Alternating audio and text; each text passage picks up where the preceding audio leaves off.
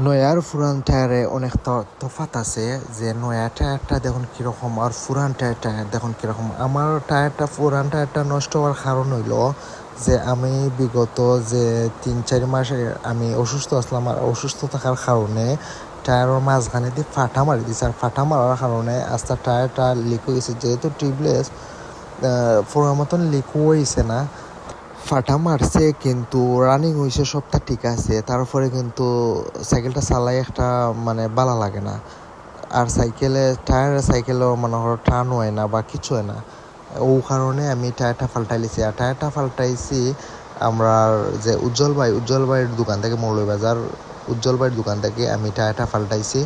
তো hello everyone, আসসালামু আলাইকুম। কে তাহলে সকাল ভালো আছেন? আমি আলহামদুলিল্লাহ ভালো আছি। আজকে আমরা এসেছি মৌলভীবাজার উজ্জ্বল ভাইয়ের দোকানও, কারণ আমার পিছনের টায়ারটা লিক হয়ে গেছে। লিক হওয়ার কারণে আমি নয়া টায়ার লাগানিতে এসে, আর নয়া টায়ার লাগানিতে পরে পুরান টায়ার কুয়াইয়া নয়া টায়ার লাগাইরা পরে পুরান টায়ারও জেল বড়া আছিল। আর ওখান পুরানটা কইলিছন কোয়া পরে পরিষ্কার করছেন, করার পরে ওখান নতুনটা লাগাইরা। তো আজকের ভিডিওতে A to Z সব দেখানো হবে। ধন্যবাদ।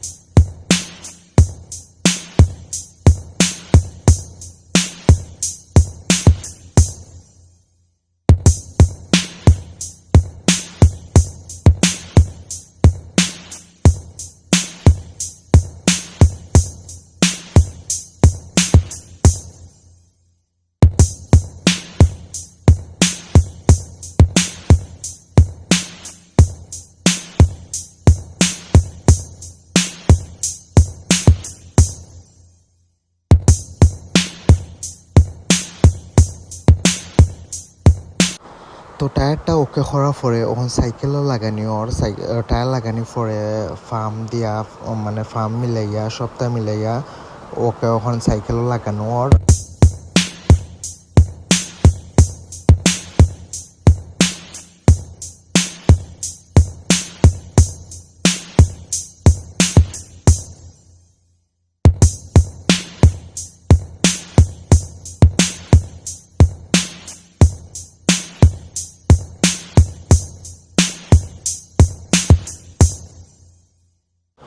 টায়ারটা ফিট করার পরে আসলে খড়ের যে লুকটা অন্যরকম লাগে আর ভালো লাগে। আর আমার কাছে ব্যক্তিগতভাবে আমার কাছে ভালো লাগছে। আর যেরকম উজ্জ্বল ভাই কইছেন ওরকমও লাগাই দিয়েছেন, সুন্দরও লাগছে।